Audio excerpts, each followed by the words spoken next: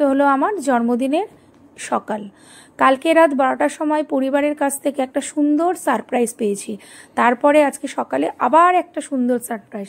সেটা হলো আমার বড়মশাই আমায় নিয়ে চলে এসেছে বাঙালিয়ানা রেস্টুরেন্টে। সেটা হলো কস্তুরীর গড়িয়া ব্রাঞ্চে। বেশ ভেতরে ঢুকে ভালোই লাগলো, ভেতরটা দারুণ, অ্যাম্বিয়েন্সটা দারুণ।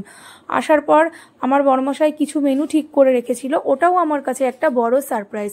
মেনুতে ছিল অনেক কিছু, বাসমতি রাইস, ঝুরঝুরে আলু ভাজা, ভেজ ডাল, ভেটকি পাতুরি, ইলিশ ভাপা, মটন কষা, কচু চিংড়ি, চাটনি, পাঁপড়, দই, মিষ্টি, ও তার সাথে ছিল শুক্তো। বেশ অনেক কিছুই ছিল। তারপরে খাবার শেষে মনে হলো কিছু ফটো সেশন করি। ভেতরটা এতটাই সুন্দর, আমার বড়মশাইয়ের কাছে বায়না ধরলাম আমায় কিছু ফটো সেশন করে দেওয়ার জন্য। কিছু ফটো সেশন করে দিল, ওকেও জোর করে আমার সঙ্গে একটা সেলফি তুলালাম।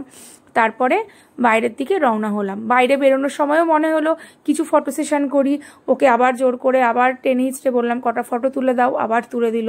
বাইরে বেরিয়ে হঠাৎ মনে হলো মডেল পোজে কটা ফটো তুলি, ও বেশ কটা মডেল পোজে ফটো তুলে দিল।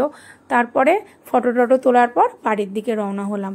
বেশ ভালোই কাটলো সারাটা দিন। আগের দিন রাত্রে সারপ্রাইজটা পেয়েও বেশ ভালো লাগলো, পরের দিন সকালে বড়মশাইয়ের এই সারপ্রাইজটা পেয়েও বেশ ভালোই কাটলো। টাটা, বাই বাই বন্ধুরা, দেখা হবে পরের